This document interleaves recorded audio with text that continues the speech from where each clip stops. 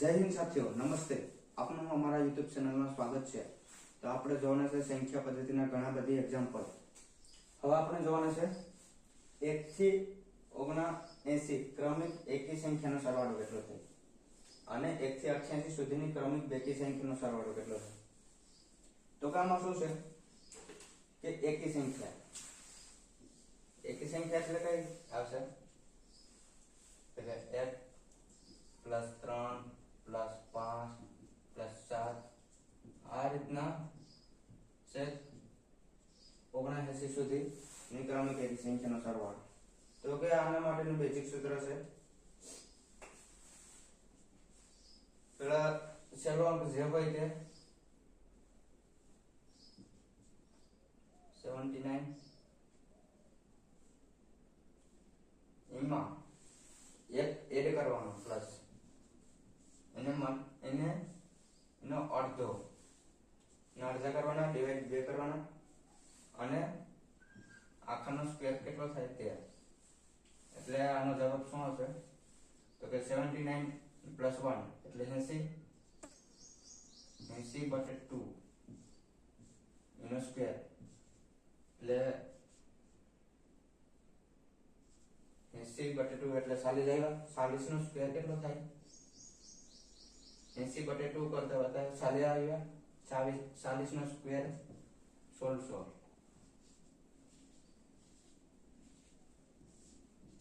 તો મિત્રો આ આપણો જવાબ થશે. તો તેનું સૂત્ર લખો n + 1/2 નો હોલ સ્ક્વેર. હવે આપણે 1 થી 88 સુધીની બેકી સંખ્યાનો સરવાળો કેટલો થાય તે જોવાનું છે. જેમ કે બેકી સંખ્યા એટલે કઈ તો કે 2 + 4 + 6 + 8 આ રીતના 88 સુધી આવશે બેકી સંખ્યા. હવે તેમાં શું કરવાનું છે તો કે 88 ના અડધા કરી નાખો અને એમાં 1 કરી તેનો મલ્ટીપલ કરી નાખો. 88 ના અડધા કેટલા થશે 44. હવે 44 માં +1 કરો. 44 પછી કઈ આગળની સંખ્યા આવે 45. તો તેને 45 સાથે મલ્ટીપલ કરી નાખો. આપણો જવાબ આવી જશે 1979 જવાબ આવશે. હવે આપણે જોવાનું છે તો કે કઈ સંખ્યાને 49 વડે ભાગતા શેષ 11 વધે. તો 7 વડે ભાગતા તે કેટલી શેષ વધે. તો આમાં કઈ નથી. દાખલો આવી જશે તો કે કોઈ પણ સંખ્યા છે ફોર એક્ઝામ્પલ તરીકે એ સંખ્યા છે તેને 49 ને 7 વડે ભાગી નાખો એને વધતા શેષ કેટલો વધે 11 વધે. તો કે 11 ને 7 વડે ભાગો. હવે 7 વડે ભાગતા કેટલું થઈ જાય 27 × 49. તો આનો શેષ 0 આવશે વધતા અને 7 એકમ 7 તો 7 માંથી 11 જાય તો કેટલા વધે 4. તો આનો શેષ કેટલો આવશે 4. તો આનો જવાબ 4 આવશે. તેવી જ રીતે આમાં તો કે કોઈ પણ સંખ્યાને 56 વડે ભાગતા શેષ 29 વધે. તો તે સંખ્યાને 8 વડે ભાગતા કેટલી વધે. તો આમાં કઈ નથી કરવાનું. તો કે આ સંખ્યા છે અને ધારો કે એ છે તો 56 વડે એને ભાગવાનું. ભાગવાનું કેટલા વડે છે તો કે 8 વડે ભાગતા અને બધેની શેષ ને 8 વડે ભાગવાનું. 29 વધ્યા તેને 8 વડે ભાગતા તો 8 × 7 = 56 એટલે 0 વધે શેષ વધતા 8 ને 29 વડે ભાગતા કેટલો વધે 8 × 23 = 24. 24 માંથી 29 જાય તો કેટલી વધે 5. તો શેષ કેટલી મળે આપણે 5. તો જવાબ 5 આવે. હવે આપણે જોવાનું છે તો કે નીચેનામાંથી કઈ એવી સંખ્યા છે જે 11 થી વિભાજિત છે. તો આના માટે એક બેઝિક ટ્રીક છે જો ઓપ્શન પરથી આપણે કરી શકાય છે. તો કે 11 નો નિયમ શું હતો તો કે એકી સંખ્યાના સરવાળો અને બેકી સંખ્યાનો સરવાળોનો ડિફરન્સ 0 હોવો જોઈએ અથવા તો તેના ગુણકમાં 11 ના ગુણકમાં હોવો જોઈએ. તો તે સંપૂર્ણ 11 વડે વિભાજિત છે. જેમ કે આ સંખ્યાને જોઈએ આપણે તો કે 6 ને 9 15 15 ને 3 18 18 ને 19 19 હવે 5 ને 8 13 13 ને 2 15 15 આ બંનેનો ડિફરન્સ કેટલો હોવો જોઈએ 0 હોવો જોઈએ અથવા તો તે 11 ના ગુણકમાં હોવો જોઈએ ડિફરન્સ કેટલો થશે 4 થશે અને 11 ના ગુણકમાં અથવા તો તેનો સરવાળો કેટલો હોવો જોઈએ તો કે 9 ને 5 14 4 1 ઉપર 34 એટલે બે માંથી એ કોઈ પોસિબલ નથી એટલે આ 11 થી વિભાજિત નથી તેમ કહી શકાય તેવી જ રીતે આ સંખ્યામાં જોઈએ આપણે તો કે 2 ને 1 6 6 ને 3 9 9 ને 1 10 10 છે હવે 2 ને 4 6 6 ને 4 10 તો 10 આ બંનેનો ડિફરન્સ કેટલો છે 0 0 તો આ સંખ્યા 11 વડે સંપૂર્ણ વિભાજિત છે તેમ કહી શકાય છે તો હવે બીજા ઓપ્શન આપણે ન જોવાય જોવા બેઠા નથી તેવી જ રીતે આ સંખ્યામાં તો કે એ કઈ નાનામાં નાની સંખ્યા છે જેને 95 94 35 16 26 માં ચોરવાથી તે સંપૂર્ણ 11 વડે ભાગી શકાય તો કે આને કરવાની બે રીતના આને કરી શકાય છે પહેલા તો આપણે જોઈએ તે પ્રમાણે ડિફરન્સ 0 હોવો જોઈએ અથવા તો 11 ના ગુણકમાં હોવો જોઈએ તો કે રીતે આપણે જોઈએ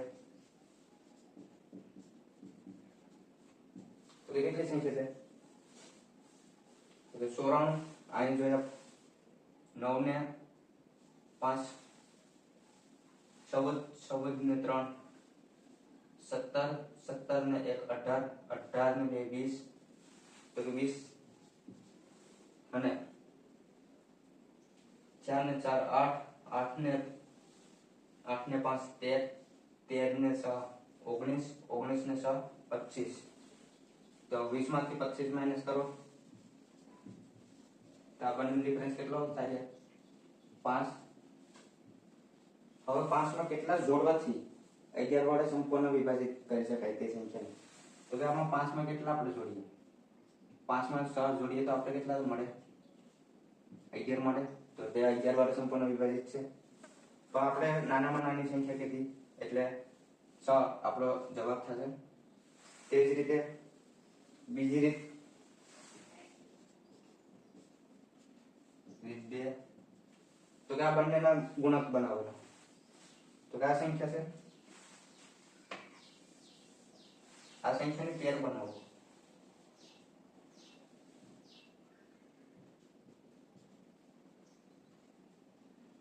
આ સંખ્યાની પેર બનાવો તો કે આ બે ની પેર આ બે પેર આ બે પેર આ બે પેર અને આ બે પેર પાછળથી બનાવવાની પેર હવે 11 વડે તેને ભાંગો તો કે 11 8 કેટલા થાય 88 88 ને 2 ને 94 કેટલા થાય 6 6 રિમેન વધે પછી આને 11 વડે ભાગતા કેટલા થાય 11 44 44 ને 54 રિમેન 10 વધે પછી આને 35 ને તો કે 11 થી 33 તો 2 રિમેન વધે તેવી જ રીતે 16 ને તો કે 11 એકમ 11 તો કેટલા વધે 5 રિમેન વધે તેવી જ રીતે 26 ને તો કે 11 થી 22 22 માંથી 26 નીકળે તો કેટલા વધે રિમેન 4 વધે હવે આ બધાનો સરવાળો કરવાનો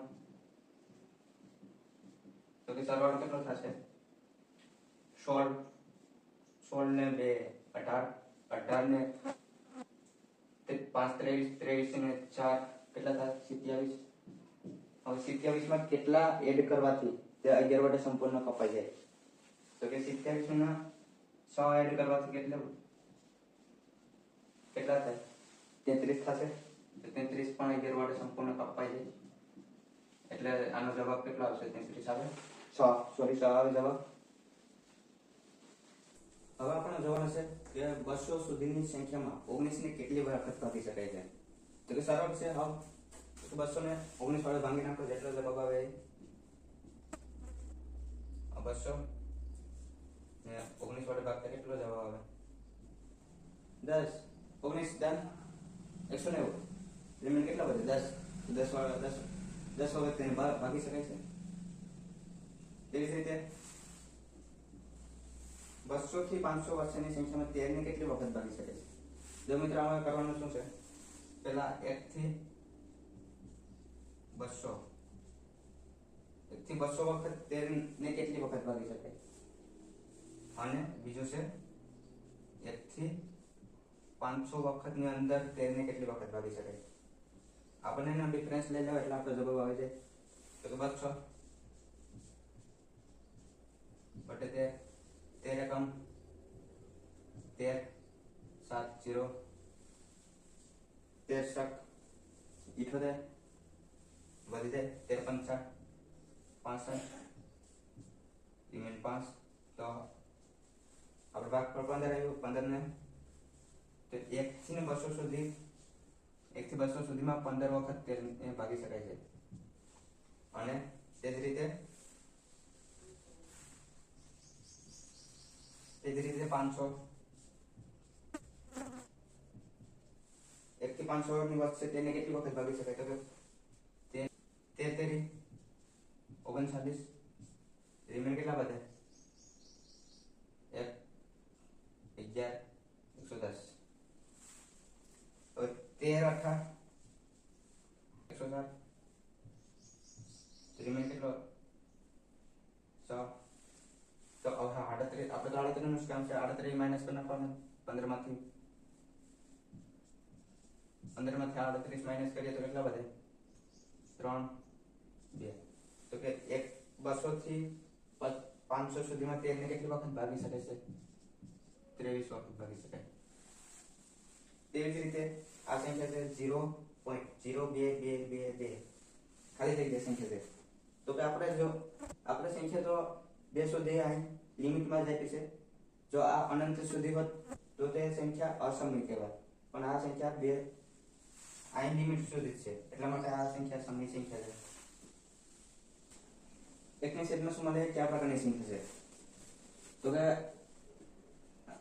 આ સંખ્યાને આપણે ગણતરી કરીએ તો